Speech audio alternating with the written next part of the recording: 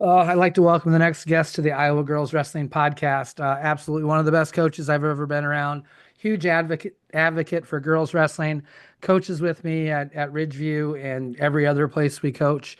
Coach Jason Shepard. How are you doing tonight? I'm doing fantastic, Troy. It's been a good weekend, so Yeah. good to see you in this medium.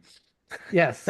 The last couple of times we've ran into each other, and I kind of actually changed things around a little bit. I wasn't even going to mention this, but it's been at graduation parties.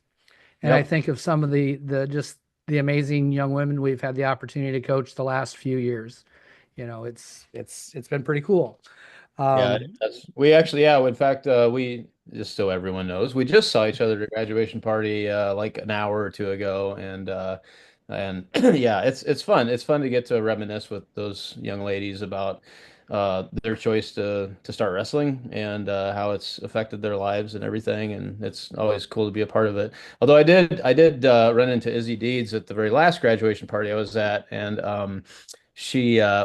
I told her, hey, I gotta run here a little bit. I'm gonna do the podcast with Troy, and I said I actually thought I would always be the absolute last person that Troy would interview, which means that maybe the podcast is over. Maybe like, or maybe this is like now you're gonna rebrand it to something else, like Greeters Happy Hour or something, and then maybe you could which sort of like beer sponsor or something. yes, So if only we've seen it's been done before, and it it has looks been like a lot of quite fun. quite So well. Yeah. so I'm all for drinking beer and talking and stuff, but I'm not sure my work and my wife would like that. But it's always worth a shot. Going back, we've had quite a variety of young women who've come through our program. Some that have great success, like Izzy Deeds, and people that have been wrestling for a long period of time. Izzy, your daughter, Dania, just there's so many of them. But that we've had a lot of success with girls that maybe start very late. This last couple of years started as juniors, um, Or seniors. or seniors, Yeah. and they've had success. And I'm trying to think, that doesn't happen a lot. That 1 year of wrestling does that. What do you think is about the coaching, the environment? What do you think happens for these girls at Ridgeview? Um, specific to the ones that don't have a lot of time with us, or just in I general? think so. I think that's a good place to start, at least the ones that haven't had a lot of time but have had success. Sure. Well, I like to think, and it's hard to know, right? It's not like it's a scientific experiment or anything, but I like to think that we try to focus on the things that are the most important. And so, it's not a lot about specific moves, but it's a lot about positioning and pressure and being athletic, and really focusing on those things. I mean, we do teach a lot of moves. We do a lot of technique and a lot of chain wrestling, but it's just the stuff that is going to provide them with um, the skills to be successful, right? I mean, you can teach I mean, if you really wanted a girl to come out and be really successful right away, you'd turn them into like a headlock master, right? Because Yeah. then they're going to be able to beat girls maybe they shouldn't. But if they can't hit the headlock, they're just in trouble, right? So, but I think we try to do it right. I think we try to really focus on good position, again, pressure, being aware, having good body awareness, and I think a lot of the drilling and the way that we teach things, just the constant movement, really sort of like also kind of takes the brain work out of it, right? Like I don't think anybody wants wrestlers that sit around and think really hard about what they're going to do next, that they just kind of get in there and pull the trigger. And I think we've developed a lot of strategies and ways of running practice that accomplish that. And so that's one aspect. I think that's kind of the the on the mat aspect. The other thing that I've been really pleased that we've done is creating that community, that family, so that when they show up and we've encouraged them to come out and said, hey, this is going to be an athletic experience unlike you've had before, where it's going to feel like a family. Everyone's going to support each other. Everyone's going to work together to kind of lift each other up. And then early on, they find out that that's true. I think that's pretty powerful as well. Because then a lot of the competitive pressure is still there, but it's not the same, right? Like they're less concerned about letting people down or disappointing people. It's like it's still there. You can't get rid of that. But I do think that they feel a little more supported. There's a lot more positivity, right? Um, you know, we try not to tear people down too much. You know, we try to continually build them up and also show that we're uniquely interested in each one of them. I mean, we have kind of styles that we teach, but there isn't really a specific Ridgeview style. We've had throwers, we've had people with great low singles, we have underhook people, we have firemen's people. So, I mean, we kind of take an individual and we try to help them develop the style that you know who they want to be as a wrestler. So that's a lot of stuff. It's kind of a lengthy answer to your question, but I think that's why we've been successful with people that come out later. Because I think we've figured out a way to kind of get them up to speed quickly in a way that gives them some confidence and then they feel like they're part of something. Yeah, I think teaching at a teaching at a different level. I mean, we don't spend a lot of time with that oh, here's your double and that's all you're gonna do and Yeah. or this and that. We spend a lot of time on and you've brought a lot of that to it is the chain and chaining two things together because we have different styles of Hmm. wrestling, but we've been able to blend those styles quite well. But you know, it's been fun working within our different styles. And I do want everybody to know that every year I plead that maybe you would just quit all of your jobs, not work at all, and just become a full-time wrestling coach. And that would make my life so much easier.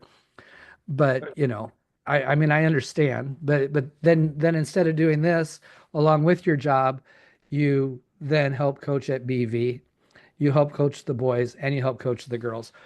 What's uniquely that's pretty unique. You know, you're in during a wrestling season and to help with the clubs, both, you know. So I know finding time is not easy to do that, but what's unique about each one of those little areas? You know, what's unique about being at BV? Yeah. Yeah. They are unique. They definitely are. Let's see. So let's go ahead and start with well, okay, so since it's a little odd for this podcast, I'll start with the boys team.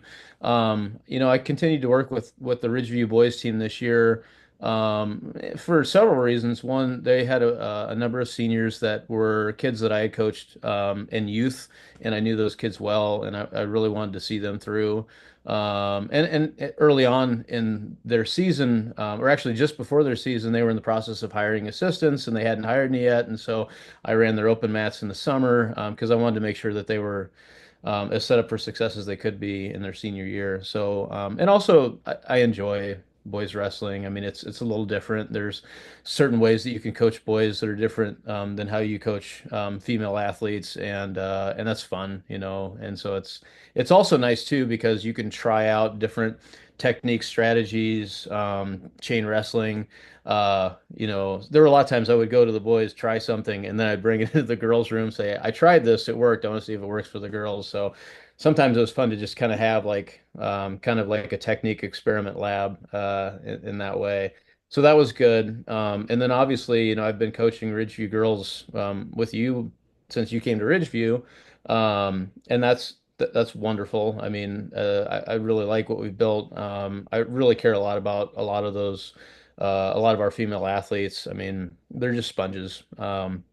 Like the number of times that I come in the room and they're excited to see me because there's something specific that they want me to work with them on. I mean, that's just an awesome feeling and it's fun, you know. You know how much I love strategy and technique, and so when I have somebody that wants to be a sponge, that's the best. You know, you know, for those of you who are watching this podcast and you don't have never met me before, don't know me, I'm a college professor and I love to teach.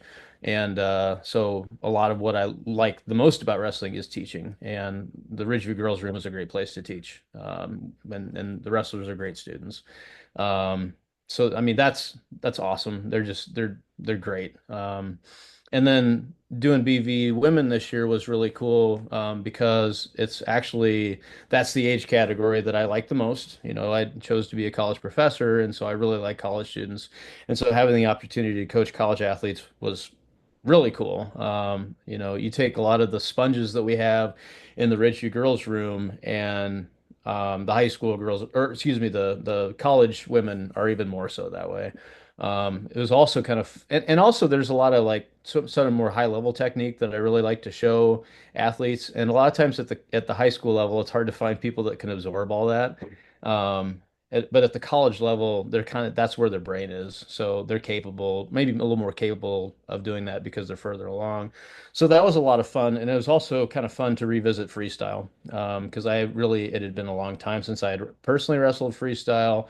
I watched freestyle, but had never had the chance to coach it until this year. And so that was a lot of fun too, especially when we would sort of workshop different things in parterre where Coach Storm is really good at coaching Partier, and so I would get to ask her questions, because I she knows more than I do, and so what can you do this, or could you? Because I'm thinking about how to like fake a gut to transition into something else, or if the gut doesn't work, how do you then switch off? And you don't have a lot of time in freestyle to score in parterre. Yep.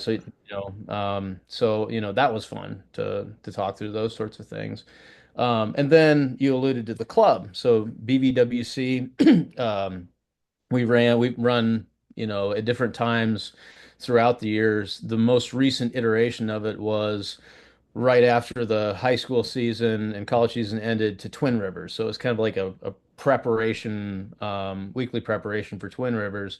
And that was a lot of fun. One of our big themes in BVWC prior to Twin Rivers was all about like not only sort of like feeling pressure and pulling the trigger, but we kept talking about staying one step ahead of your opponent. So how do you, when you're trying to tie up with your opponent or move your opponent or whatever, that when you do something, you're trying to force a reaction, right? So you're trying to get them to react a certain way so that depending on how they react, you know exactly what you're going to hit. They don't know what's coming next and how you disguise that, because a lot of times if you pressure, you pull your opponent, they might know that a single leg's coming. They can just feel it. So how do you disguise that? How do you get them to move a certain way? So if they react this way, you hit this move. If they react this way, you hit this move. So it was really fun, and it's something that I'm looking forward to then integrating into the regular season this next year.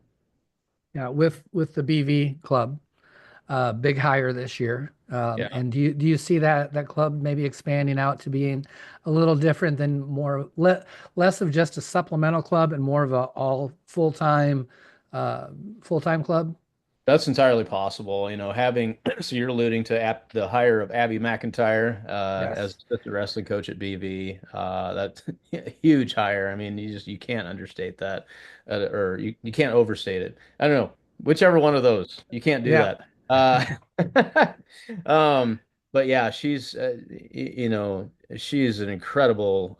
She has incredible knowledge and incredible success, and she's really really good at explaining things to athletes. So I could very much see that club expanding and becoming, a regular training center type of environment. I think that one of the things, so, Abby just started there, and I think she and Coach Storm are starting to lay out plans for what that's going to look like in the future. But that's one to watch. I mean, I think if there are any girls in Western Iowa or Eastern Nebraska, or parents that are watching this right now, do keep an eye out on the BVWC Facebook page and everybody's Facebook pages to see what transpires there, because that could be huge. Yeah. I mean, we, sit out here in Western Iowa and multi-sport athletes and all this compared to if we compare to Eastern Iowa, number of clubs, we just don't have them. We have school-based clubs that really don't cater to the high school aged people to more advanced wrestling. Those girls that are thinking about going to college. So I'm excited for that. I'm excited for Abby Yeah. to be in the area. That's really cool. I want to start going maybe backwards just a little bit for a little while, and then we'll come back forward.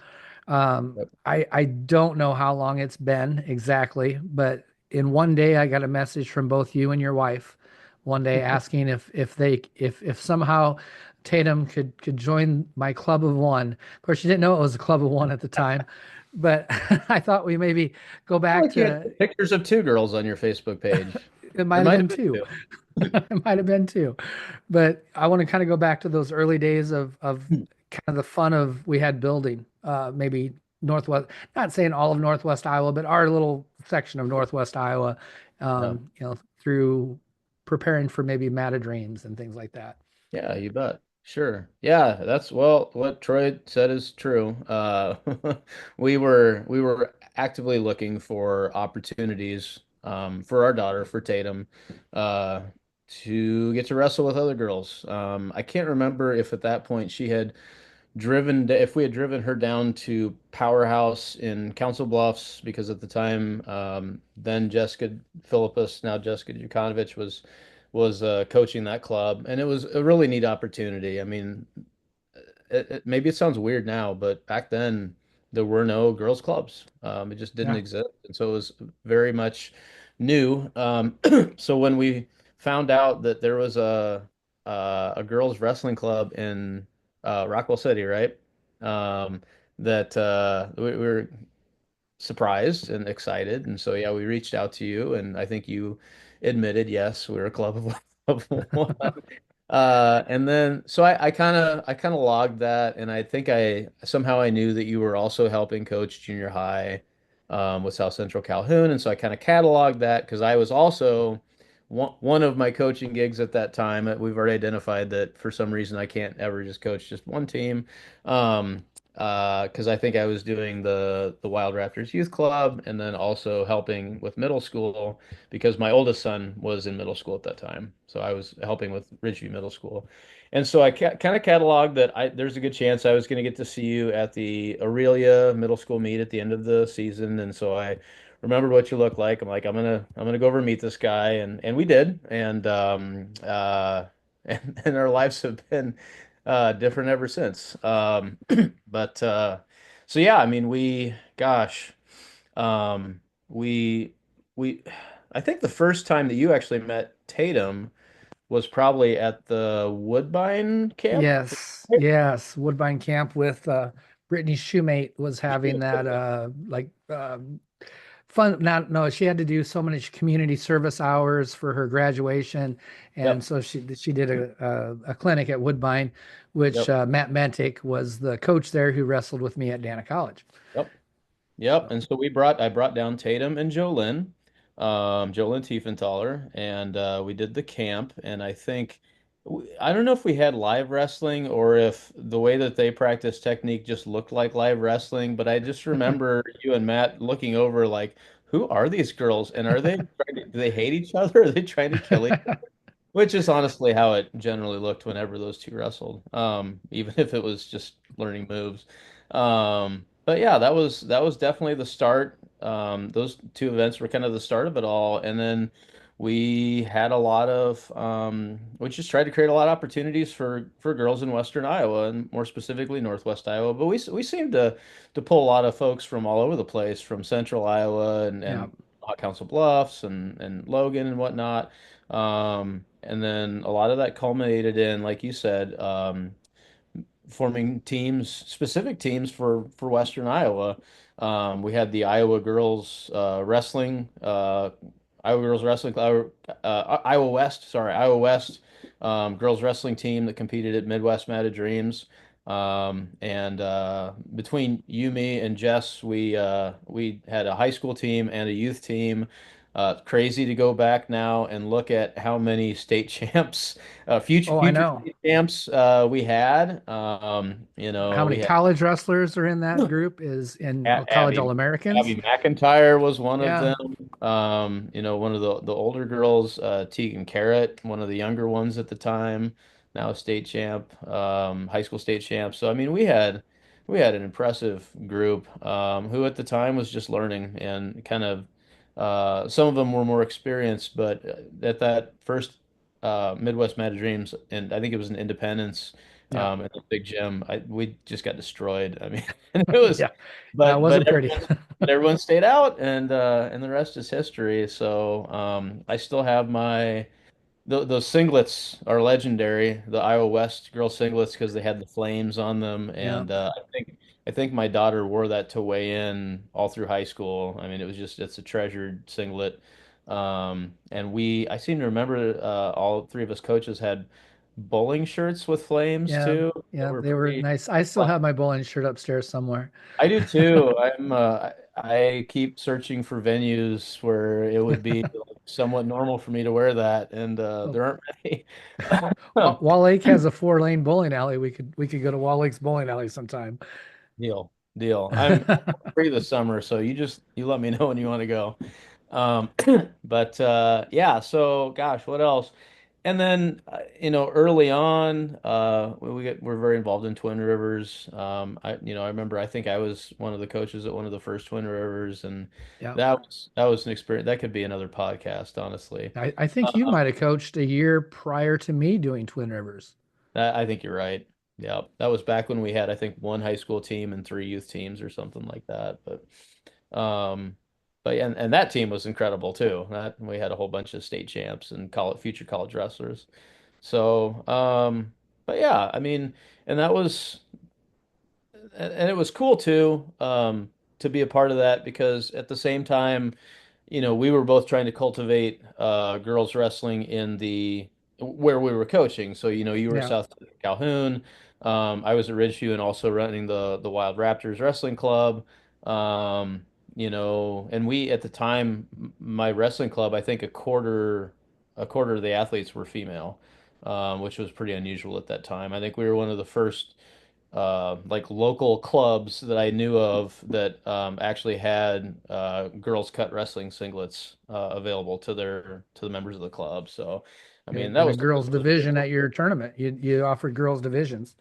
Yeah, yeah, Yeah. we were one of the early adopters of having a girls division back when you would try to do a girls division and you would also let the girls compete with the boys too, so they would get twice as many matches. I mean, it was a neat time because there were a small number of people trying to make a big difference and trying to grow something. So Yeah. good And good we memories. also had teams through COVID years. The Yep. Angry Alpacas were one of the years. So for those of you who haven't seen my shirt, I'm of course wearing the Iowa Girls Wrestling Podcast shirt, but my close second that I was going to wear to this was actually the Angry Alpaca shirt, and maybe I should have brought it. So, but yeah, that was a Dave Storm creation, wasn't it? That was a Dave and Brock Storm. And then Yeah. I think my favorite quote to come out of that, I believe your wife said, "Well, that's a llama, not an Llama. alpaca." Yeah. And Dave said, "No, that's the old days when alpacas were real men or something like that, or tough like real men or something." The great thing is, I think they stole that llama from the movie Llamageddon. It Which is, yeah. Which, if anybody watching this podcast hasn't seen Llamageddon, you need to. It's Probably one of the 10 it's greatest films ever produced. I'm for sure it's one of the top 10. Yeah. Yeah, I think it's James Cameron would have made it, but he was too busy making Titanic.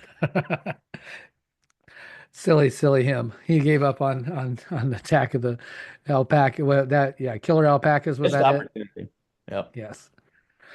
All right. You're a Dallas Center Grimes guy, grew Yep. up there. Um, you had amazing coaching and you had some pretty high level people in your room. Yeah. What was it like to be at Dallas Center Grimes? Yeah. So I'm originally from Dallas Center. I went to Dallas Center Grimes when it was a 1A school. It's obviously a lot bigger now. But it was a great place. I have really benefited from having great coaches throughout my career. My high school coach was Andy Davidson, who was a Hall of Fame coach. I mean, won state title. I remember I went back so he had been there since the early 80s. And I remember I went back when I was in college or maybe after college. It was like late 90s, early 2000s. And there was talk that maybe Dallas Center Grimes wasn't going to have a state qualifier, which would be the only time that ever happened in Andy Davison's career. And it didn't, of course, it didn't happen. They had somebody qualify, and he went on and I think placed at state. But Andy Davidson was an incredible coach. I mean, he was a great motivator. He did a really good job of identifying what people needed. A little bit like what we try to do in our room. Not cookie cutter. I mean, like we would have guys that on top would run bars and cradles and whatnot, but we'd also have guys that would run, ball and chain, tilts, legs. So we had kind of a wide variety. I mean, there wasn't one really specific style. Andy was a fireman's guy, Nice. he was a really, really good wrestler for William Penn back in the day. He was an All-American. And just a beast of a man. I still remember when I was in second grade, that's when Dallas Center Grimes won a state title, it was 1984. And he came in I think that year, the year after, having won a state title, and he had kind of like like a Hulk Hogan mustache. And at that time in my life, I didn't differentiate between WWF and Scholastic Wrestling. And so I'm like, oh, I'm signing up for this guy's club because he's going to turn me into Hulk Hogan.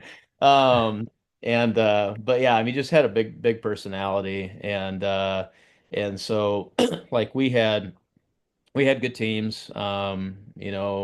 We would uh, almost always make at least regional duels. Almost always won our sectional. Just really solid wrestlers. We were fortunate that in seventh and eighth grade, I had awesome coaches. Lonnie Ferguson, who is now at Nevada, I believe, or no, West Marshall, Nevada. Um, is he was my one of my middle school coaches, and he was fantastic. And then we had a number of other coaches: Scott Kopecky, Tom Owens, Tim Danley, that all were different kinds of assistant coaches, but were all really good at different aspects of what they taught. So, and all different personalities. I could probably give a podcast about each one of those gentlemen too. A lot of funny stories and good memories there. But there was an expectation that you were gonna strive for excellence. And I remember I wrestled varsity all 4 years, and I remember putting on the Dawson Grimes singlet in those initial dual meets when I won the varsity spot. I was 125.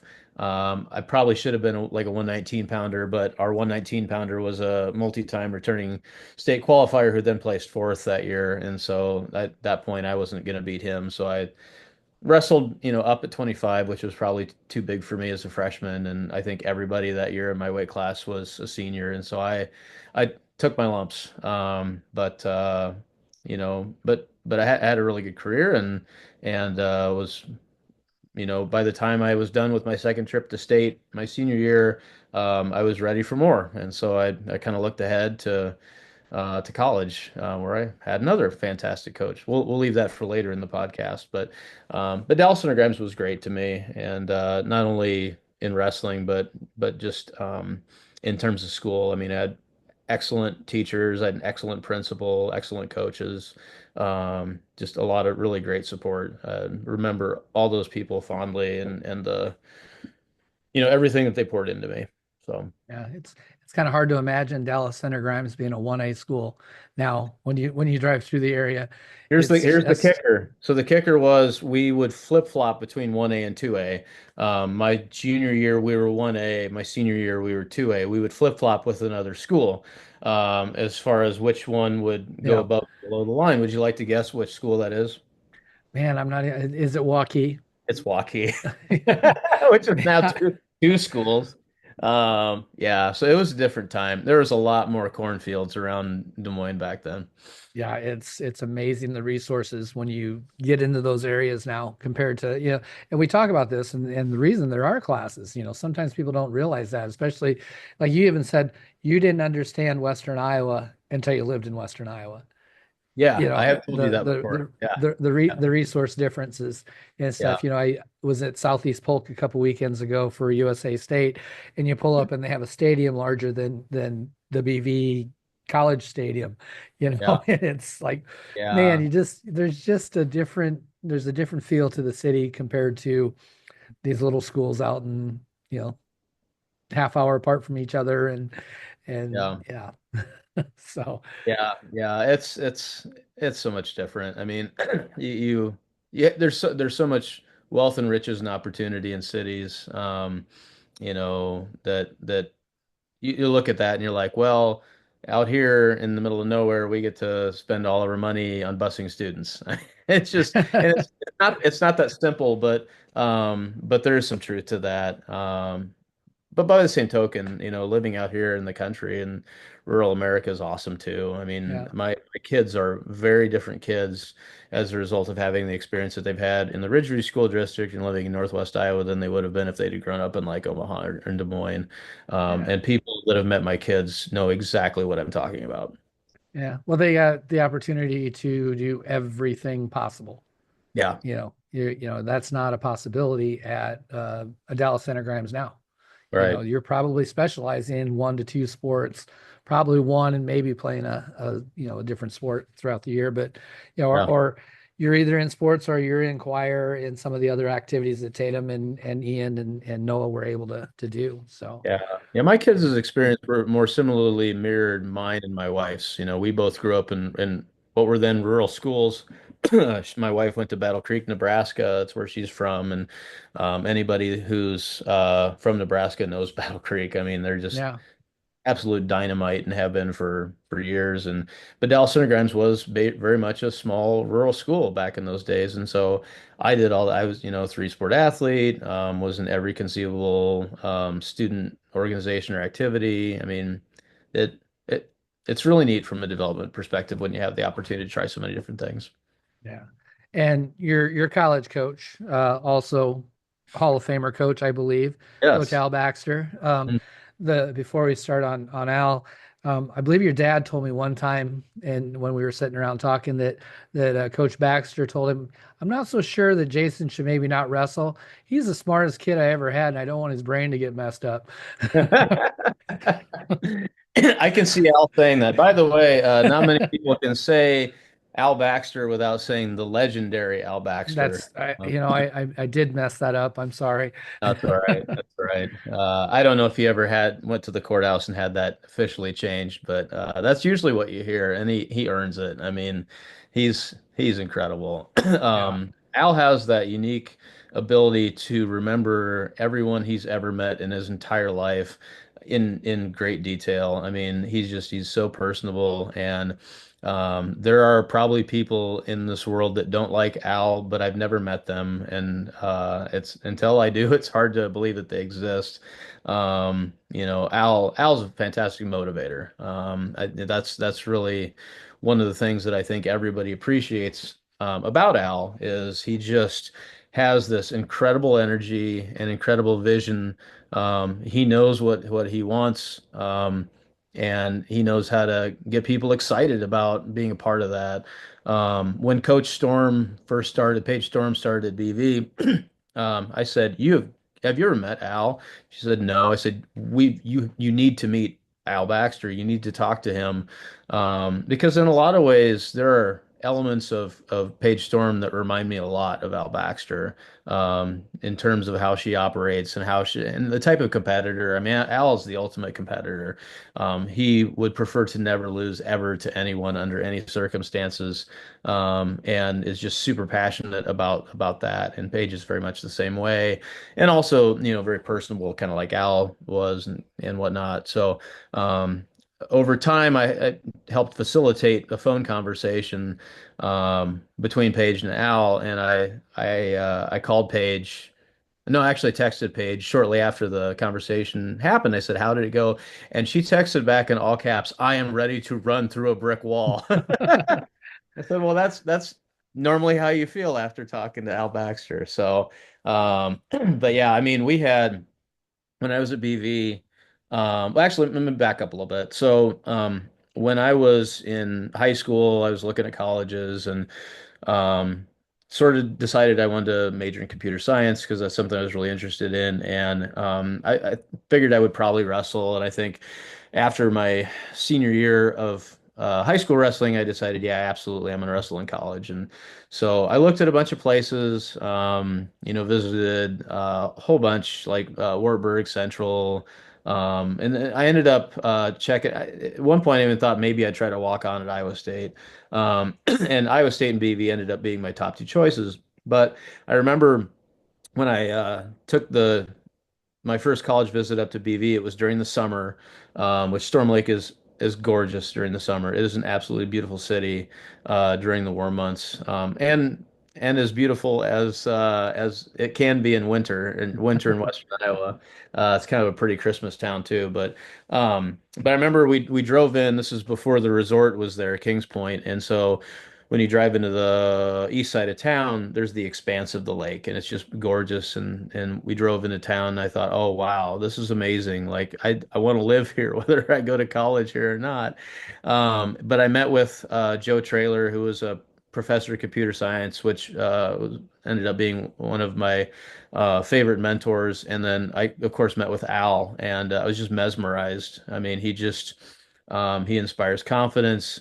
He's a magnetic human, and I thought I absolutely want to wrestle for Al Baxter. And I believe BV had actually wrestled at the national duels that the year before, back when like different D3 teams would get Yep. invited. So that was kind of exciting too, because I'd followed that. So, oh wow, BV's wrestling at the national duels.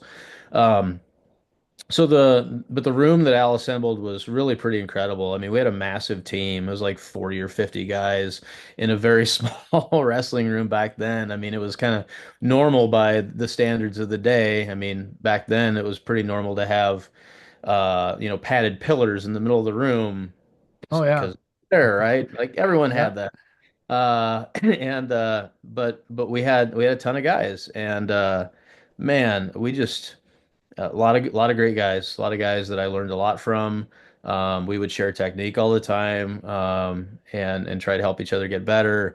One of the things I love about being involved in wrestling today is that I get to see a lot of my college teammates. You know, when we go to state, when we go to this tournament or that tournament, so many of those guys that I wrestled with in college. Um, our coaches themselves, our officials, sports journalists. You know, I get to see KJ Pilcher, once or twice a year just because of that. When he's at state, writing for the Gazette. So, it was a great experience being at BV and being in that room, being part of a really good team, and having building those lifelong relationships with all those guys. That it was a great place to learn more about wrestling and improve as a wrestler and make some awesome friendships along the way. Yeah. And your career has led you back to BV, Hmm. Yeah, so yeah, full circle. and you met your wife there. Yep, yep, yep, So one of the things I really enjoy hearing stories about, because all of us had stories when we had young kids, but the whole twin experience as a young couple yeah. with Tatum Noah, and Noah. I yep. you know I like hearing those stories. So you probably better let us know how you survived the early twin years. I have no idea. I blacked out for like 2 years. No, it was an experience. So our oldest is Ian, and he's a little under 2 years older than my twins Noah and Tatum. And so, when he was born, or excuse me, when the twins were born, we had three kids, all under the age of two, all in diapers. And it was wild. I mean, we had been living in Omaha. We had just moved to Orange City. That's where my wife had her first medical practice. And we moved to Orange City, and it was something else. I mean, uh, having twins screaming in stereo at night, when you're trying to get them fed and get their diaper changed and there's something still not right. They were born premature. They were in the NICU for like 3 weeks maybe, and then we brought them home. They were on heart monitors, and they also had been giving them caffeine so that they wouldn't have, was it bradycardia? And so yeah, so they had these heart monitors, and if the leads weren't on right, that would scream. And so that was kind of rough. And Yeah, it was just it was exhausting. But I still remember I was trying to still work remotely, for the consulting firm, the IT consulting firm I was working with, and Lisa was starting her practice. And so I would do a lot of my work at weird times of the night. Sometimes I would actually hold both twins in one arm. So I would stack like Noah here and then Tatum on top, and then I would take the two bottles and feed them like this, and then I would kind of like try to tuck them under my chin and then type with one hand. It was pretty wild. Another thing that happened was I remember it was like during bowl season, college football bowl season, and a lot of the like ESPN3 or whatever the kind of the off ESPN channels would have like kind of the mid-major bowls. And I remember I we were not sleeping so much and up so much that I would watch the same football games over and over and over again on replay. And there was I think it was Coastal Carolina and Gardner Webb. I watched that football game probably 7 times, and I knew exactly what was going to happen. Like every play, I'm like, oh, it's 3rd and 8, and there's 3:48 left in the third quarter. They're going to throw a screen pass to the right side, and the linebacker is going to come and make a great play. I mean, like it was at that point, I realized, oh my God, what has my life become? But we made it through. It was pretty Yeah. wild. And it was, people ask, did my kids have twin language? Did they have like a sixth sense? Did they have a special relationship? I don't know if they ever had a twin language, but they definitely have a special relationship. They care a lot about each other, and I think they're looking forward to both being home from college to get to hang out again because they couldn't be more different, Yeah. but they really do love each other. So Noah's left-handed, Tatum's right-handed. They're into completely different things. Tatum's academic interests lie in sports administration. Noah's interested in mechanical engineering. Noah restored a antique 1937 Alice Chalmers tractor. Tatum has done a lot of other things having to do with sports. She actually has her own like sports coaching business during the summer. She has a alpaca fiber business. I mean, they're Yeah. really unique kids, but in completely different ways.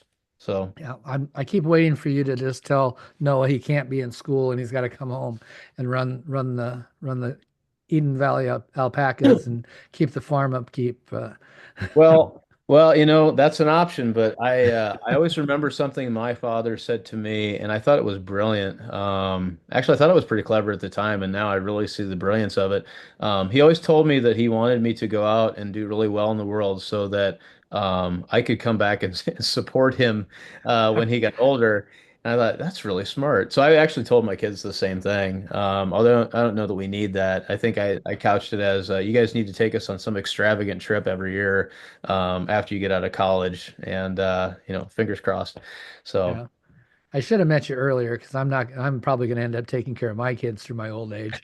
But, but it is just what it is. we'll just tell them they should move up here, and then they can run Eden Valley alpacas. That'd be There you great. go. We Well, have extra bedrooms, or we that's will I have don't know if extra. you I don't know if you want that or not. Uh, Your grandkids are adorable.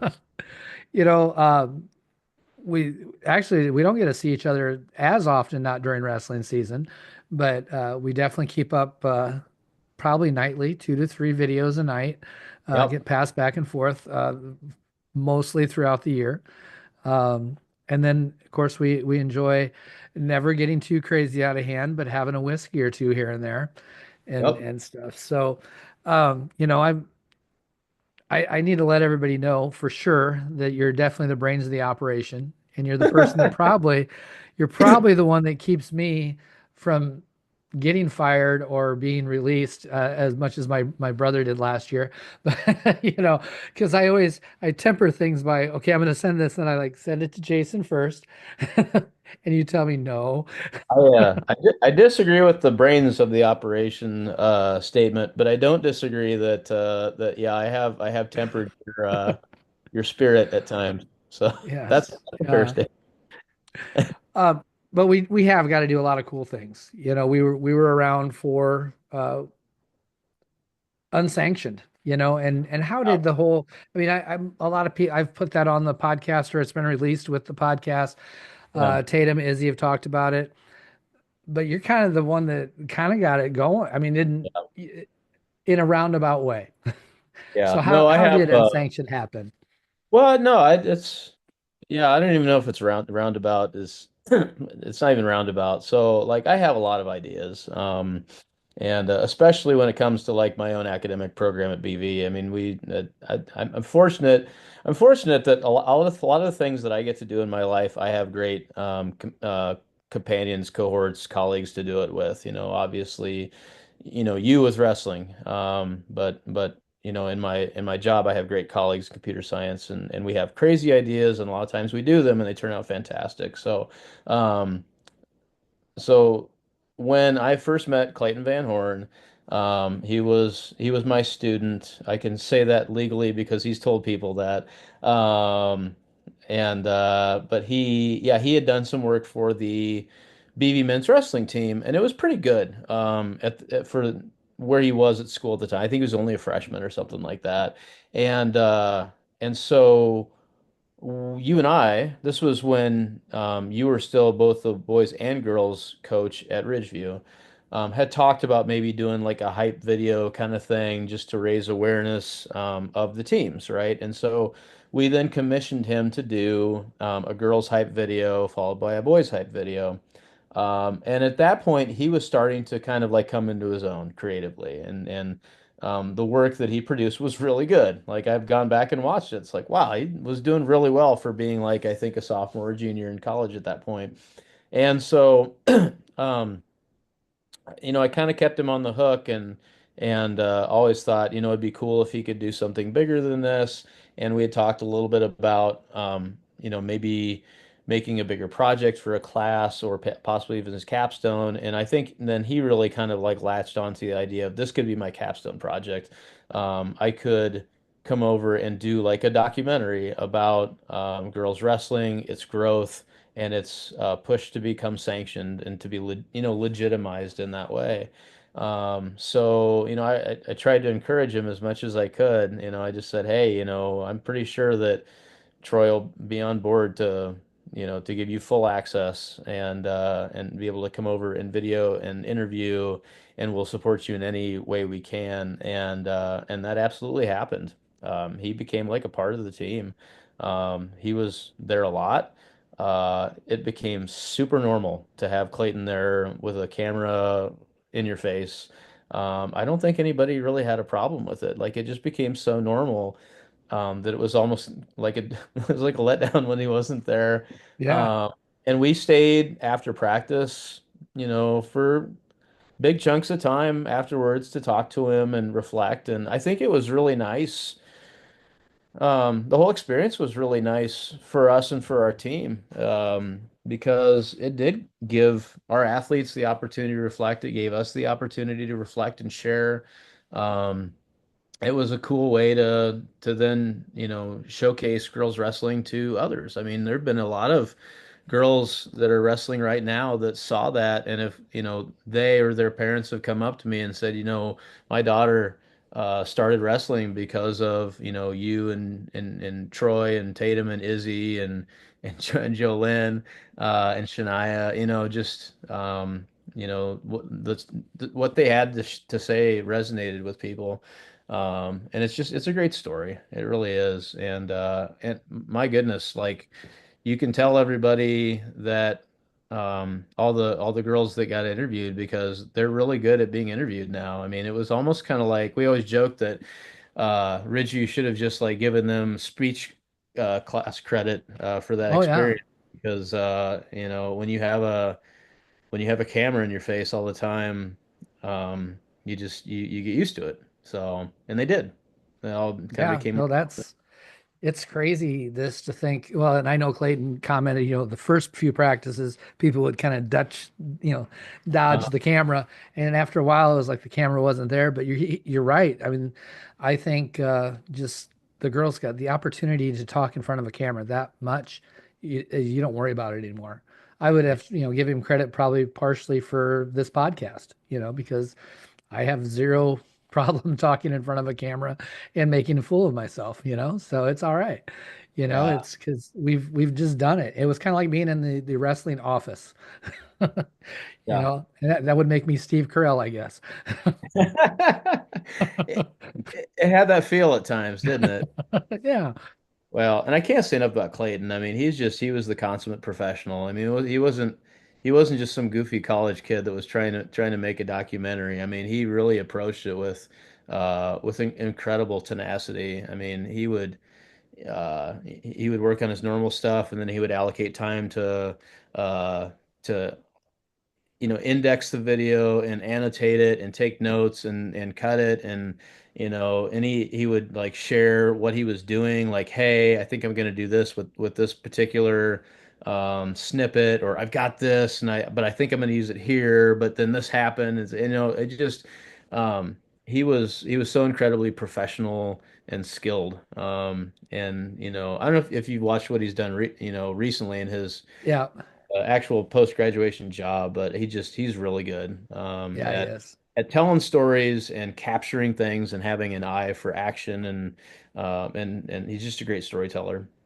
Yeah, one of the things he got to capture, and probably a really significant moment in both of our lives, when as things that we worked really hard for was sanctioning at the Hmm. IWCOA tournament. Probably one of the coolest moments. When you look back on the career, for sure that night will be remembered.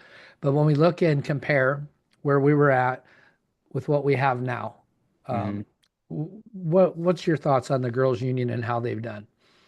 Yeah, very positive, honestly. Like I don't think I can say enough good things about the girls' union.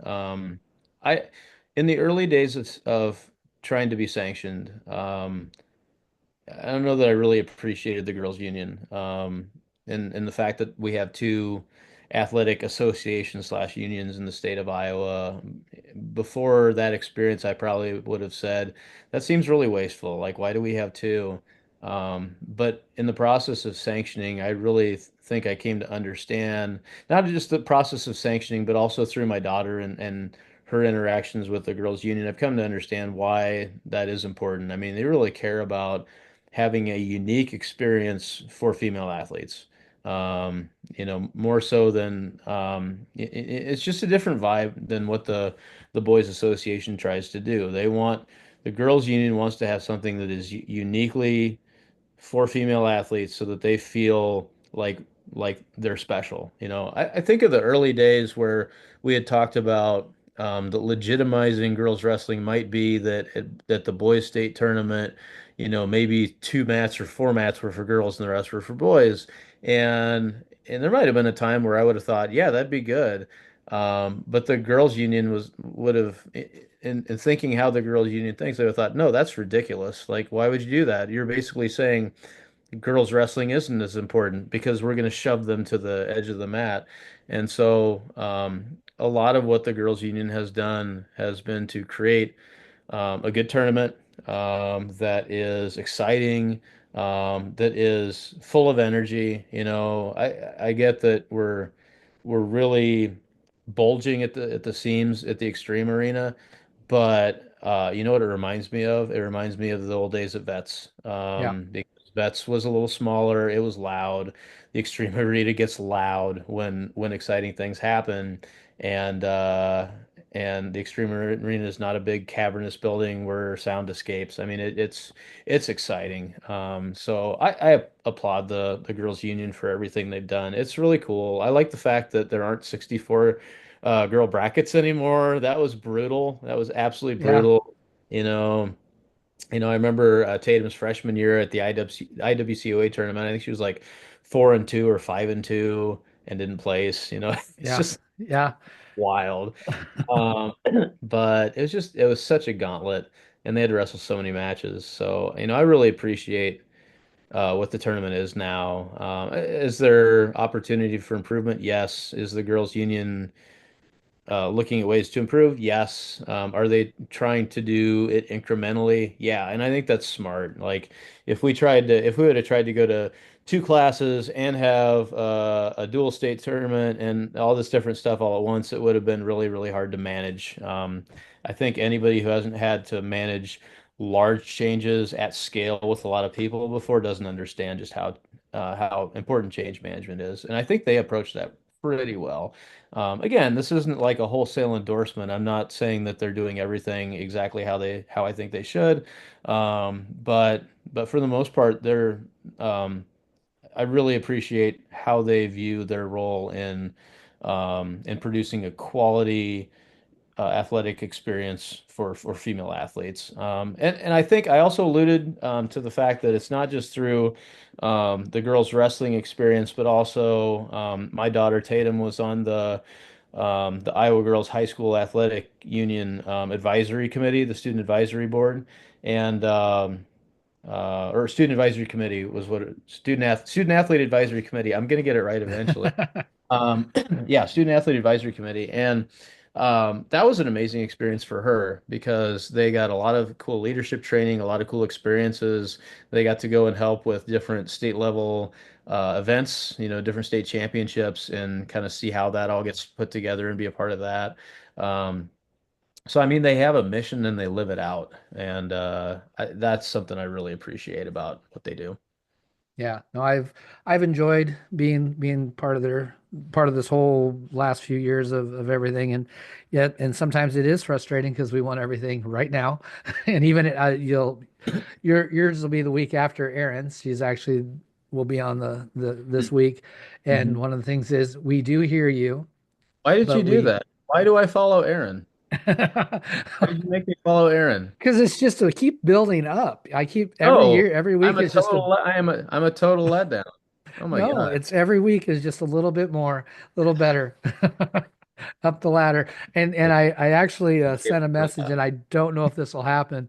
I sent a message to Frank Jasper today to see if he that. would consider doing the podcast because he's been instrumental Uh-huh. in Ridgeview girls wrestling for a couple years now. So Yeah.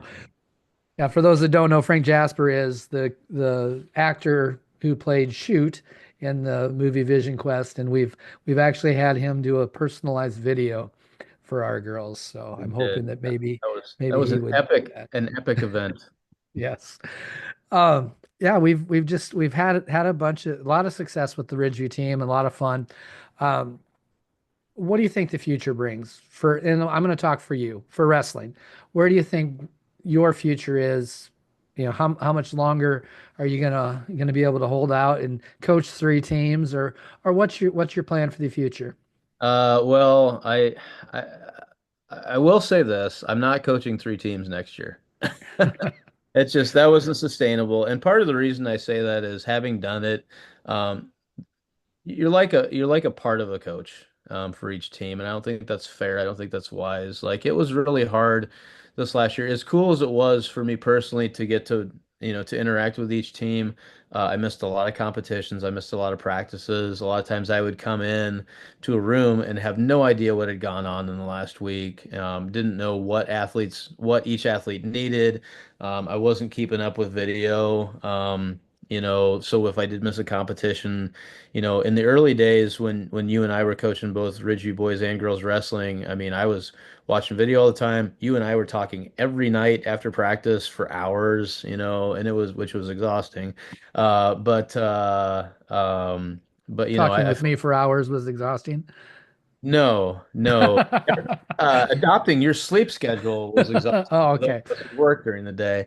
But no, actually, that was a wonderful time of coaching. I mean, it was your first head coach job, and we were trying to figure out how to maximize the experience for both a boys team and a girls team while coaching them simultaneously, and figuring out track wrestling and planning practice, and yeah, it was wild. I'll always remember that fondly. But that was easy because we competed and practiced at the same time. With three teams that don't practice together and don't compete together, it's just really hard. So I really I felt very ineffective in all three of my roles.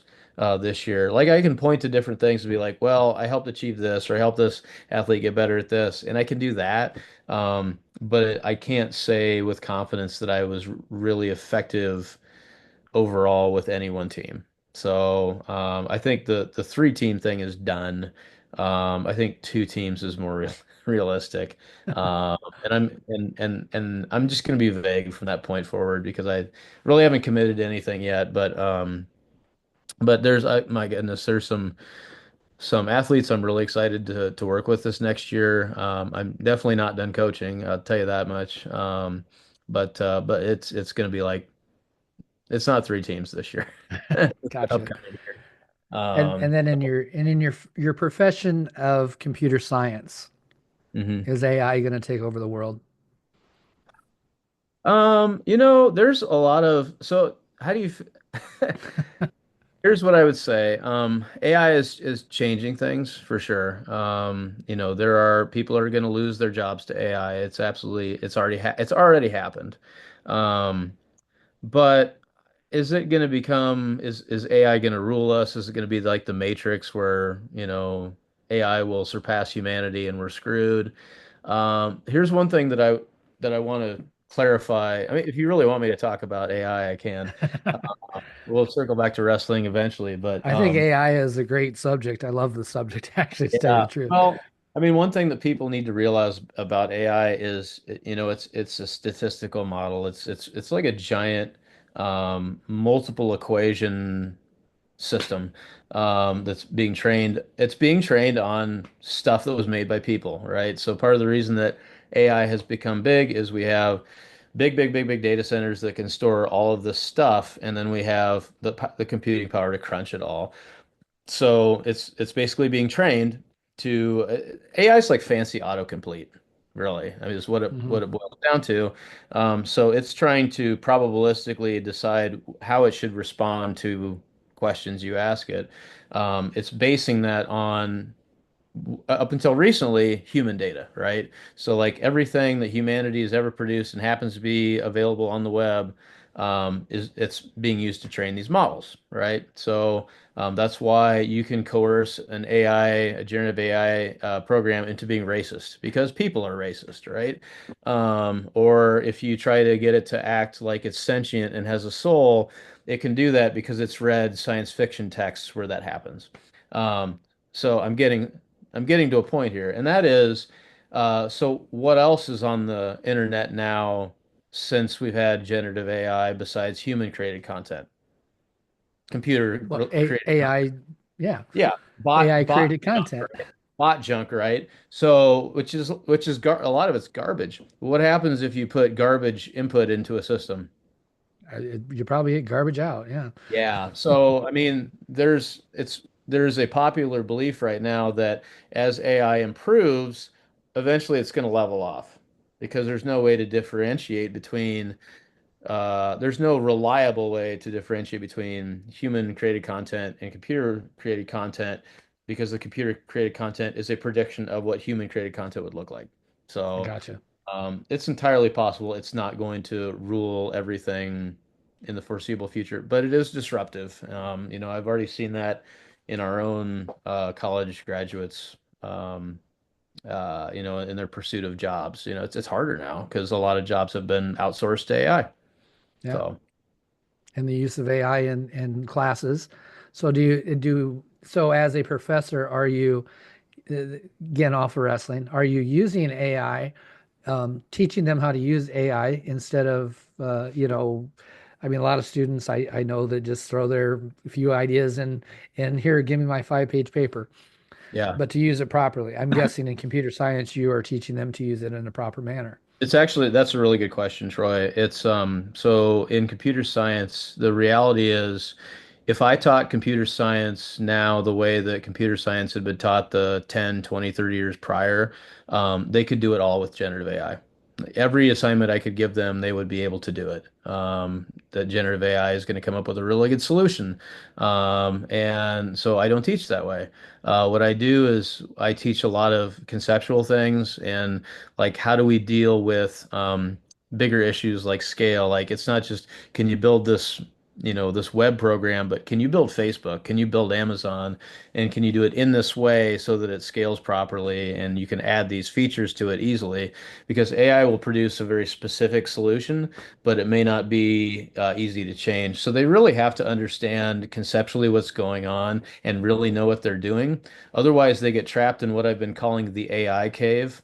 So like my students that are not motivated and are actually always looking to cut corners and just have AI do all their work. Eventually, I'll give them an assignment they can't do it. And, like they'll type it into generative AI and they'll get a solution, and I'll say no, it's got to do this other thing, and they can't. Like if AI can't solve it for them, they can't think. So they basically outsource their brain to AI.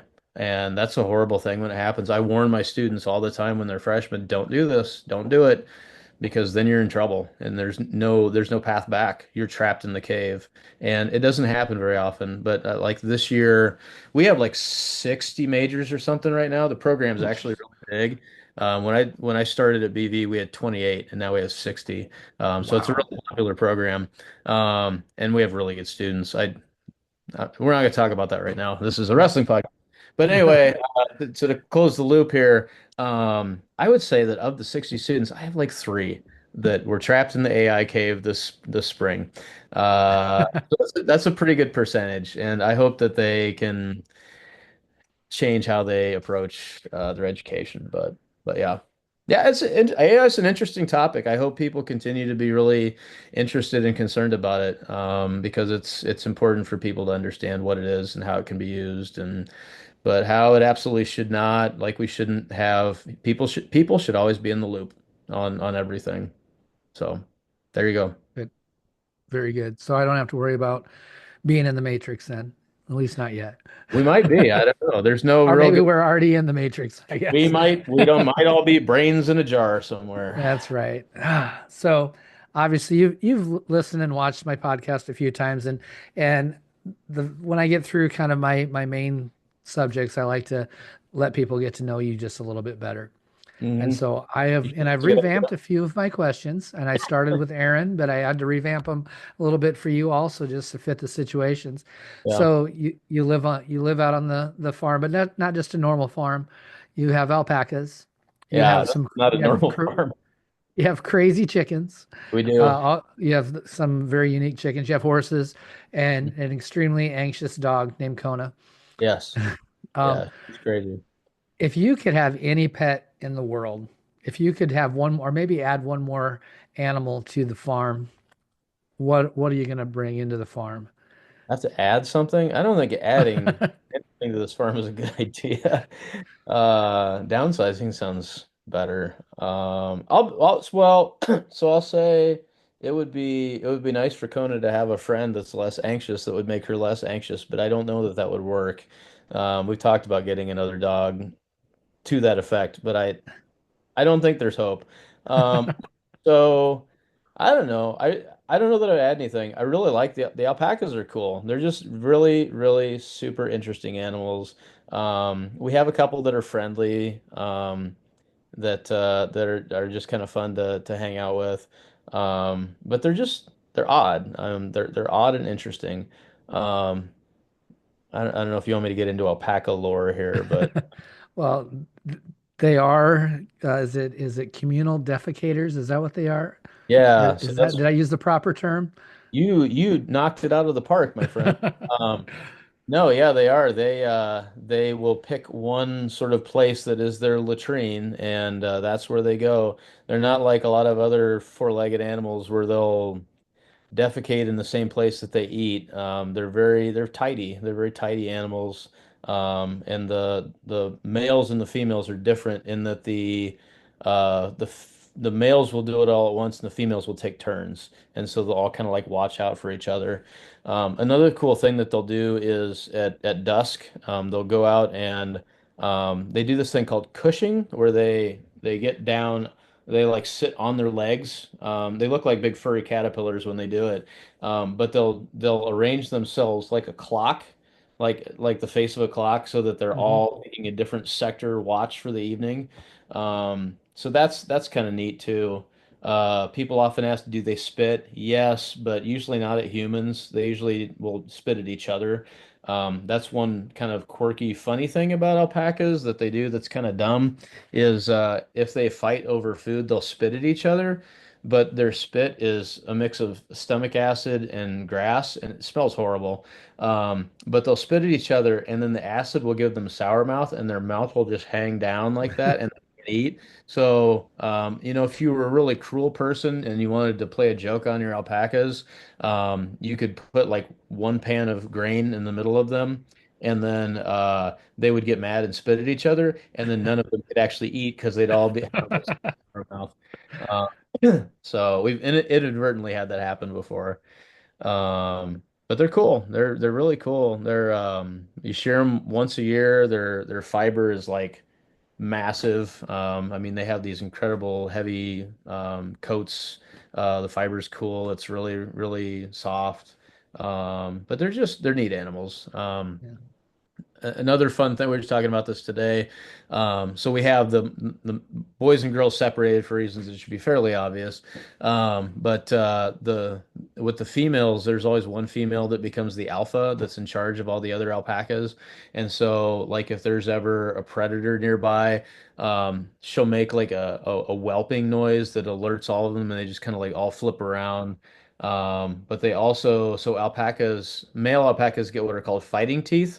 They're like really sharp canines, and if you get a bunch of male alpacas together in the presence of a female, they'll try to. This is really gruesome.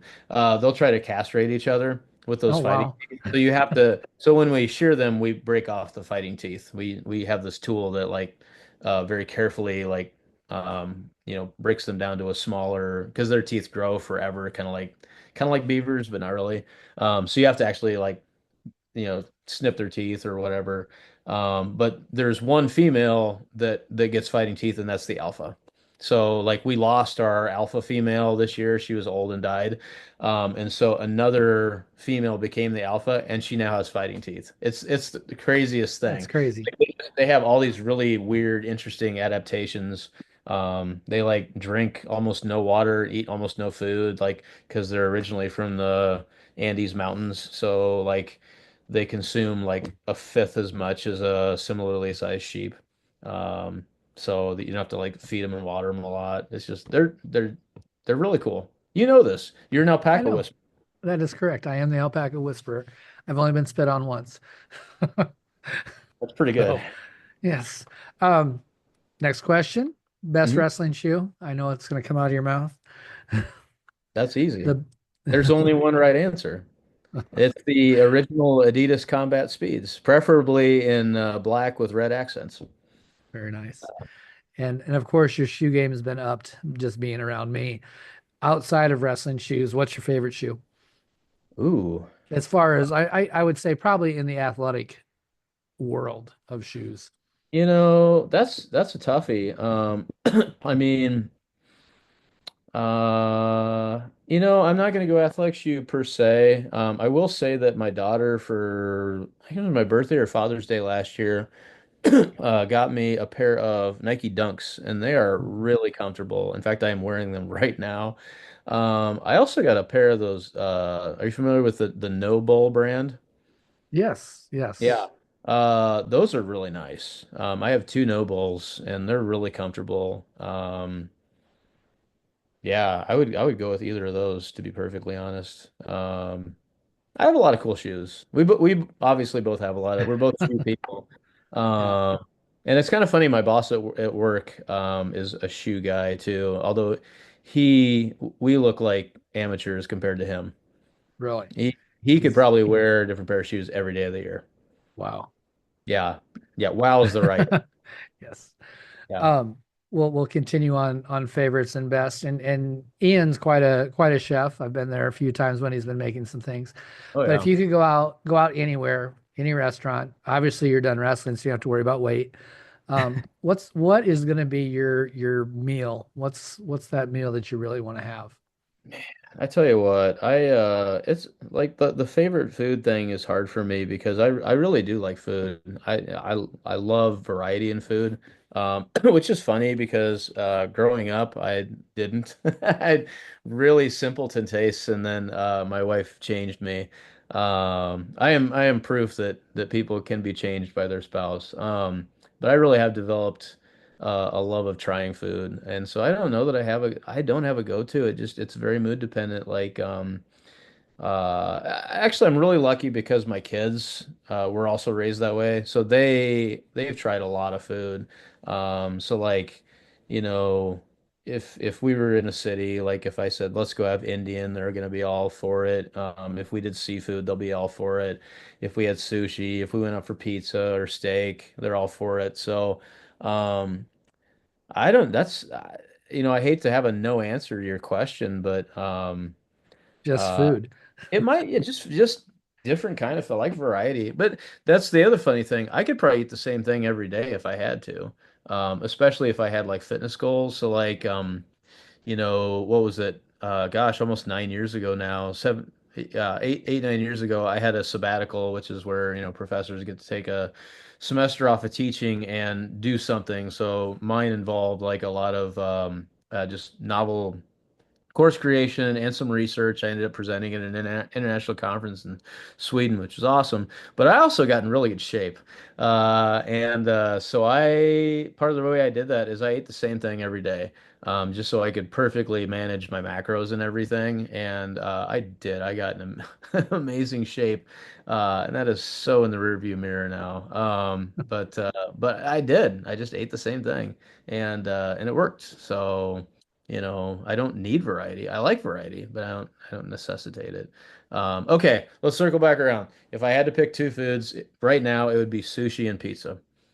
Those Perfect are those are choices. probably my two favorite foods. Steaks, Perfect as mentioned. choices. Yeah, You've got to travel the world a lot, not a lot, yeah. but enough. You've got We to have we travel. have traveled. We have traveled a lot of Yeah. places. So That's let's fair. let's do this in two different ways here. What's been like the coolest place you've gone? The need, just wow, that was a great trip. And then where is the next place? What's the next one on the Yeah. list? Yeah, good questions. And that first question is really hard to answer. I'm going to say that my favorite city is London. London is just a cool city. So much history. British people are fun. They're really kind of clever and interesting. They actually know the whole English language. They explore their vocabulary. Yeah, Uh, everything things are not just awesome and sucks. So it's really cool. It's easy to get around London.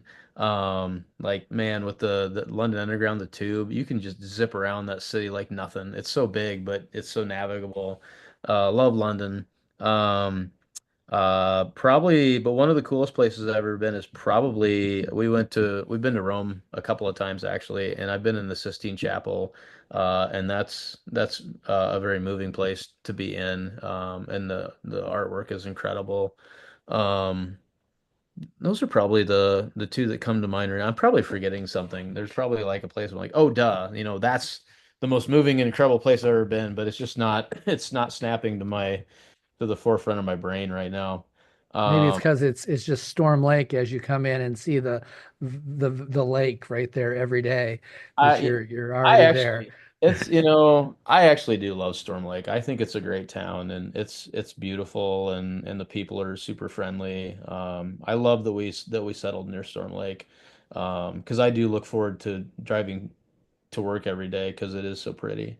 In fact, sometimes I'll take the eastern route, which is longer than the Mhm. western route for us. We live south of town, just because it's a breathtaking sight. So, okay, so to your question of where is next? Next is booked and ready to go. We are actually, as a family, going to Germany this summer. Oh, Uh, awesome. That which is is yeah, we're going in August. I'm really excited about it. One, I've always wanted to go to Germany. Two, I love beer. Three, I love cool architecture and cathedrals. There's a lot of history in Germany, a lot of religious history too, specific to Protestantism and also Catholicism. Munich and Bavaria was kind of like the last Catholic stronghold in Germany and still is today. There's actually a lot of really cool Catholic relics in Bavaria because at the time of Martin Luther, the Pope really wanted to continue to keep some of Germany, and so they sent relics from um, uh, losing my words here from the Vatican just to kind of like continue to strengthen that relationship. So there's just a lot of cool things about Germany. Also, I've been this would be I'm not going to babble about this on this podcast and bore people, but I've been way into genealogy and ancestry lately, and so I've traced a lot of my family's branches back to Europe. And so I'm actually really curious about the German part of my bloodline, and so it'll be cool to go back and see some of those things. We're actually going to have to take another trip sometime to see a lot of the genealogical stuff, but we're going to Cologne, we're going to the Black Forest, we're going to go and bop into Strasbourg, France, which at different times has been German or Prussian, and actually that's where a lot of my wife Lisa's ancestry is from. Then we're going to bop back into the Black Forest. We're going to go down to Zurich, Switzerland, um, just to check out Switzerland, and then we're going to pop back up and go across to Munich into like we're going to Bavaria, so we'll see Munich, Castle Neuschwanstein. We're going to go to Dachau, one of the concentration camps, and then we're going to come home. So yeah, it's going to be awesome. Looking forward to it. I'm actually trying to learn as much German as I can right now. And don't ask me to do it right now because it's too late for me to try to be to bilingual. But well, that's while been while while you're in Germany, and Tatum probably is going to be just as interested in this, because Germany is the birthplace of Smurfs. Also, maybe she can um, continue and our Smurf collection with an yeah, actual German Smurf. That'd be the way to go. yeah, And I let think it. maybe your wife's lineage is where mine is also. I believe is it La Salle Lagrange or something like that. Oh, Alsace-Lorraine. Yeah, Yeah, there you go. That's on the Alsace-Lorraine. border of France and Germany. That's Yep. where at least half of my family came from. So Cool. yeah, Yeah, so that makes maybe sense. similar. Greater. Yeah. Greater. So Yep. we'll go back into a little bit of wrestling realm here, kind Yep. of coaching decisions. Mm. Second period, you cannot defer because that's already been deferred. What's going to be your choice? And now, as a coach, what do you look at in the decision making? There's a lot going on there, right? So if I want to totally cop out on this decision, there's two ways to cop out, right? One is to pick bottom, because that's the old school thing to do. I'm probably not going to do that. The other cop out thing, and actually this isn't a cop out thing, it might actually be one of the right things to do, which is to look at your wrestler and say, where do you want to go? How are you going to win this match? Where are you going to score points? Make it their decision. You and I have talked about this a lot about the problem of you as a coach telling an athlete, this is what you're going to do, because if it doesn't work, they're going to come off the mat and blame you, right? And you don't want that. You want it to be their match. So I always like the idea of giving it to them. And if it's a ridiculous decision, then you can protest, right? So like if the first period they got taken down and let up 5 times, and they look over at you and say, "Oh, I want to go neutral." Like, no, that's stupid. Like, Yes. duh, take top and see if you can do something there. Or, don't take down because then they're just gonna let you up and take you down again. So, what I really like thinking of the first period if it makes it to the end of the first period. First period is kind of like you're gathering intel, right? You're gathering intelligence on how you're gonna make that choice. And then sometimes you just don't have enough intel, right? So like if it's the um, if you're scoreless the first period, you never get to see referee's position. And so, like if you have a wrestler that's really good on top, if the other person takes down in the second period. That's obviously not your question, but if that wrestler takes down, sweet. Now we get free top position to Yeah. see how that goes, right? So, but I think that's generally my answer would be second period. They defer to us. What are we choosing? I think a lot of it's up to the wrestler, but a lot of it also should be you take factor in what happened in the first period. You know, if you're dominating in neutral, go neutral. If you didn't turn them and they ended up escaping, but you can take them down at will, go neutral. There's some danger in taking bottom because you don't know like what Yeah. happens if we're just crushing the opponent and then we take bottom and get stuck. That's not good. So, but that's what I would do. Good answer. I talk a lot about this. We talk about this throughout our year too, pre-match rituals. Can you think back to when you were wrestling and did you have something that was flip that switch that for you? So I was an overthinker, and I would get myself way too jacked up. And I think as I got deeper into my wrestling career, I was aware of that. And so I went from listening to like a lot of Metallica and Rocky soundtrack stuff to just like chilling, and relaxing. That was more important to me, just to keep my adrenaline under control. So I didn't, because what would happen is I would go out there and I was in really good shape.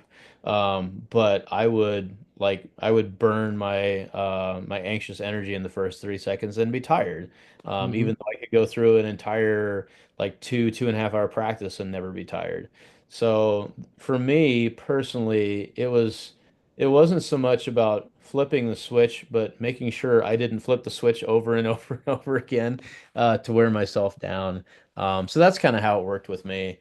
And I think, if I had it to do over again, I would take what's kind of a more modern approach, which is like what we do with our team now, where they basically do the equivalent of a match before their first match. So they have like a live-ish type experience when they're warming up, to really kind of get the first match jitters out, and then it's just a matter of going out and wrestling, and getting themselves prepared, to not worry about the match, but just to go out and dictate your tie, your plan, and be ready to change things up as need be. Typically, this next question I ask about Disney movies, but I'm going to say this just a little bit differently because I know that you have a movie list for the kids that is Mm, almost required of your children to watch before they leave the nest. yeah, Um, why don't you just tell us some of the things on that list, and then maybe I'll ask you something sure. follow up from there. Yeah, I mean it's pretty heavily 80s movie oriented. Like they've seen well, not 80s and 90s. I mean, they've seen a lot of classic stuff like all the Star Wars movies and Raiders of the Lost Ark, Indiana Jones, and like Ferris Bueller's Day Off. Real Genius is a hilarious movie. Val Kilmer, who died recently, was in that. Let's see. Good Will Hunting is one that I've had them watch. Oh my goodness. I don't know. I should also just pull up the list and look at it. But it's kind of a moving list too, because we watch a lot of stuff that just pops up like, okay, add it to the list, add it to the list. And the list is huge. And they've watched a lot of like really, really classic stuff. Like I don't know if Noah would agree with me now, but at one point, It's a Wonderful Life was one of his favorite movies. So it's a modern, now 19-year-old kid that likes an old black and white movie because it's an amazing movie. Like it's very well made. The characters are compelling. The story's compelling.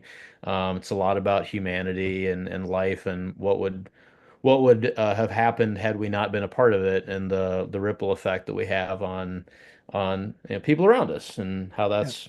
how important that is. So, um, yeah, yeah. I don't know. I think I always wanted my kids to be readers because I think it's really important to read and to learn to analyze things without watching a screen, because then you can kind of do it in your own time, with your own sort of like ability to process emotion and whatnot. Um, But man, movies are great for thinking and for challenging and also for comedy. Like one of the things I like about my kids is we quote movies all the time. Like Ian quoted 16 Candles the other day. You know, the Uh, scene where Long Duck Dong drives the guy's car into a lake. So it's just like and so to that end, I feel like my kids were like simultaneously raised in the decades they were, but also in the 70s, 80s, 90s, and to some degrees even the 50s and 60s. Like they had some experiences that my parents had, like we had them in 4-H and things like that. So um, that's and the whole movie thing's part of that, just giving them different perspectives and different ways of looking at life. So, so, like I said, typically I ask Disney movie, and this is my next follow-up question, which Aaron was the first one to get this question. So I now have a comparison. oh no, What I'm Disney character, if you need to wrestle a Disney Mhm. character, what Disney character are you going to wrestle? For a challenge or because I want to win. See, I need to I need to clarify that because that's where she went with that also. Let's Yeah. say, I mean, I let's mean, go if I one of want to each then. win, if I can get a hold of Tinkerbell, she's really small, right? I'm pretty sure I could squash Tinkerbell. Maybe not. She might be really tough. I don't remember Peter Pan that well. Maybe she was like deadly. I don't remember. So How about for the challenge? for the challenge, oh boy. This is a really hard question for me now. If you would have asked me this when my kids are younger, I probably could have just ripped something off. Now I'm trying to think of, Disney movies.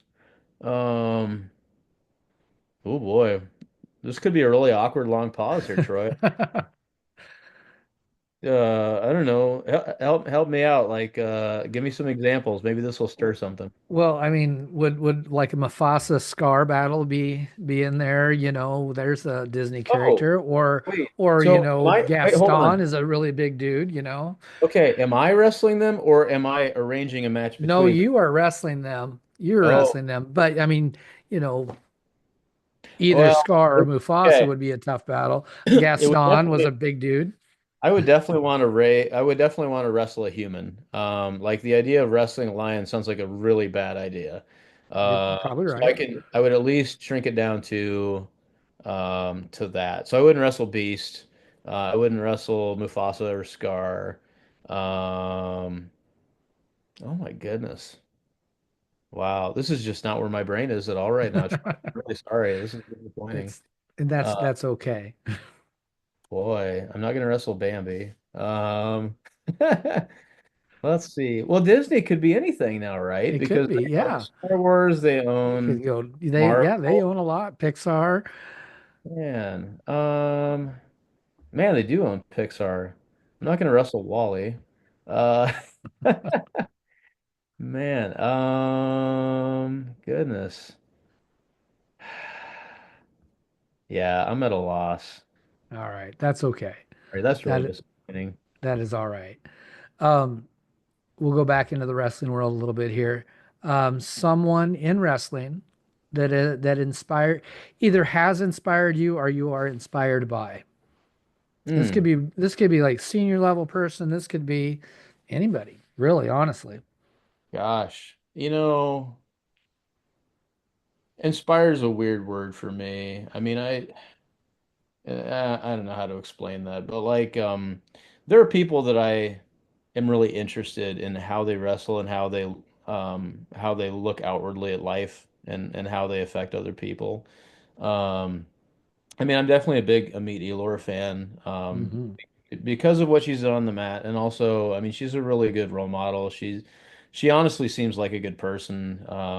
She posts a lot of really positive content on Instagram that I think is really, if young female wrestlers, or even young male wrestlers look at how she conducts herself, I think that's really powerful to see somebody who's just a solid human, or at least appears that way. We don't know Yeah. anymore. Right? And so definitely her. When I was growing up, Uh, John Smith, I think is somebody I looked up to, like his style of wrestling, his tenacity, the way he changed levels, was just and chain wrestled was so cool. I think a lot of people think about him and his low single, but honestly, the way he would chain into like a fireman's or a high C, was really impressive. Just the way he would hit angles. Um, you know, I don't know. There's a lot of wrestlers I like to follow now. I love following a lot of the Japanese wrestlers. They're doing some really neat things technique wise, and they seem like pretty cool guys too. There's a lot of one thing I really like about a lot of modern wrestlers is they seem like they're, at least outwardly, they seem like they're more willing to share. Um, what they're doing. Like, when I wrestled, I felt like it was hard to like want to be friends with your opponents and stuff like Yeah. that. And it seems less that way now. Like there seems to be a lot more goodwill and desire to learn and to train with different people and learn from different styles. And I respect that. I think that's really cool. Being in the Hawkeye state, I don't know how this is gonna float, but I do like what Cale Sanderson does. I like the way that he outwardly is kind of quiet and seems very focused on creating a good competitive environment for his wrestlers, managing competitive stress and trying to focus on the right things. So I appreciate that. I don't know. I appreciate the passion and vision of Troy Greeter, and what he's done for our sport. That's absolutely true. I look up to you for a lot of things that you've done. So I would be remiss in not including you in that list. To make this less awkward, I need to pick one more. Uh, No, it's appreciated. I don't know if it's true or not, but it's oh, it is appreciated. it is 100% true. But let's see. I mean, like I think growing up, I really I don't know that I idolized the Branzes, but their tenacity was Hmm. something I appreciated. I mean, just the idea that there are perceived limits to how hard you can train, but there's always you can a lot of times you can go further than you dreamed, and so um, just that's something I talk about a lot with our current athletes. It's like you're not going to grow until you become uncomfortable, until you push yourself past your limits and ask what if I did this? What if I did this thing I'm uncomfortable doing? What if I really try to become good at it? Maybe I'll become good at it, maybe I won't, but maybe it'll open up other things. So just any wrestlers um, that can show that they can overcome their limitations or reach a new level. I think maybe, and we talked about this. I think at one of the recent graduation parties, the match between recent match between Skylar Grote and Amit Elor. Yeah. I don't know that anybody would have predicted that would have been as close as it was, and Skylar Grote's had an incredible journey as a wrestler, and to see her come to the point where she almost beats somebody that's been absolutely dominant against international competition is incredible. So I would say her efforts inspire me on some level, that she's been able to overcome a lot of things and then come to the point of almost upsetting one of the most dominant senior level wrestlers in recent history. And it's crazy that we say one of the most dominant level wrestlers in recent history, and she's like, what, 20? Yeah. Yeah. Isn't that crazy? Oh my God, these young kids, like Oh, your they're Bubba amazing. Bassett and PJ Dukes. I mean, it is wild what they're doing, and Yeah. just yeah, yeah, it is a wild time to be involved in wrestling. I'm going to go back to your coaches that you had growing up, both Yeah. high school, college. Is there something that you always, you'll be in situations and you'll hear something one of your coaches have said to you? Is there something that always will ring in the back of your mind? Probably, but that's a hard that's a hard question for me to answer devoid of a situation. Like, I'll be in a Yeah. situation and I'll think of that. But I don't know if I can come up with one right now. Okay. No, that's fine. I Yeah. just I know you've had have a lot of, that's all right. As you well Now know, here, like when we'll be coaching, like we'll be sitting in the corner or even talking at a tournament, I'll often tell a story about, my coach did this or said this or would preach this. Or I'll tell you a funny story about, something yeah, that they did or, funny practical joke. But it's almost always situational, yeah. it's all like this reminds me of something. And so I don't know if I can come up with anything specific off the cuff like that. Well, this one I'm not going to let you off the hook because this actually the next couple are pretty important. Mhm. If you could have any superpower, like either got bit by some spider that was radioactive, went through some gamma rays, whatever. If you can have any superpower, what is that superpower going to be? Uh, that's a really hard question for me because I think it's oh man. So a lot of times a superpower enables you to do something that you can't already do, or it compensates for something you don't have, and I don't I don't desire any superpower, I don't think. I mean, so like if I was gonna be super selfish, well, I shouldn't say super selfish. I would love to have a young body again. And that's not a superpower. I guess regeneration would be a superpower. There you Um, go. but and we've talked about this a little bit. We've both gotten to the point where it's really hard for us to live wrestle, and even technique is getting harder to show. I spent this last year, I spent way more time coaching with my voice than because I used to everything was pressure and feel, and I spent a lot more time this year just slowing it down and trying to get athletes to do these things, in partners or whatever, which actually I think made me a better coach. But I would love to have like I would love to be able to live wrestle without any kind of like fear of repercussion anymore. I know that's not really again, regeneration, I guess, isn't super. Yeah. But yeah, Well, just the idea of having a young body again is really appealing because I love to live wrestle. Like we've talked about this. I would love to go in a room and wrestle for 5 hours. Like that yeah. sounds awesome. I miss that. And I can't anymore. I mean, there's just like things don't work as well. I don't have a lot of space between my vertebrae anymore. I know what happens if I have to have surgery to repair that, and there's some potential complications. It's like, it's just not worth it. Yeah. So yeah, the superpower of regeneration, It's super that awesome. that would be a wonderful one because And, myself, I cannot do any wrestling hardly anymore either. It's uh, challenging. I hope that if I were to gain the power of regeneration, that I would be more of a Wolverine regenerative superhero than a Deadpool superhero, because a Deadpool superhero should not be allowed to coach children.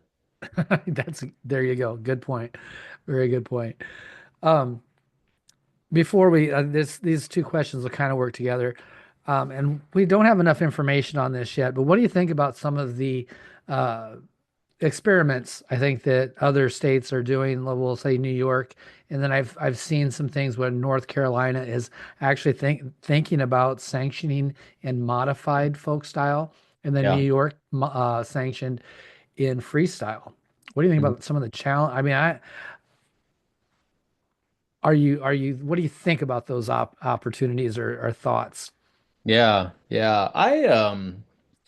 Is this controversial? I don't know. I'm actually vehemently opposed to freestyle in high school, as part of the school season. And I know that people are going to think I'm a moron or something. But honestly, like it just doesn't make sense. And unless you somehow were to convince the boys' side to also do it just because of availability of officials.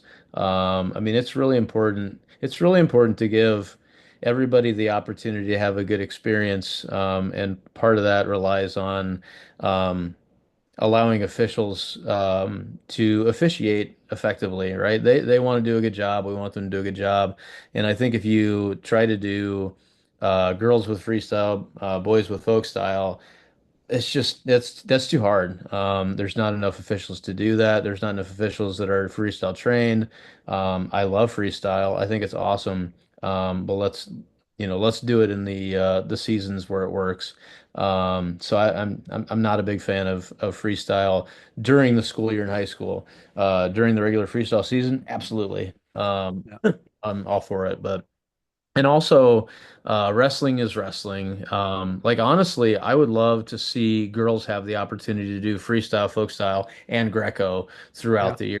I would love to see Greco become big in girls wrestling, and I think it could be. I don't think it's that far off. I think it's going to I happen. think that could be a real big thing. I think girls are built for Greco, Yeah, quite yeah. honestly. I think girls Greco would be super exciting.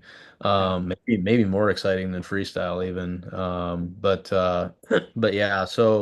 Uh, so I more wrestling style is good. Like I would. We've talked about this too. I would love to see any athlete that has the opportunity to experience because of where they're living judo or jujitsu do that too. More wrestling is better. Folk style gives ultimately does give I mean I get that to some degree we're a little behind the curve then when our athletes try to hit international waters, but they also have techniques that aren't typically used internationally. Like we've seen US athletes pin international athletes with arm bars and cradles, and they're like, whoa, Yeah. what is this, right? So, Yep.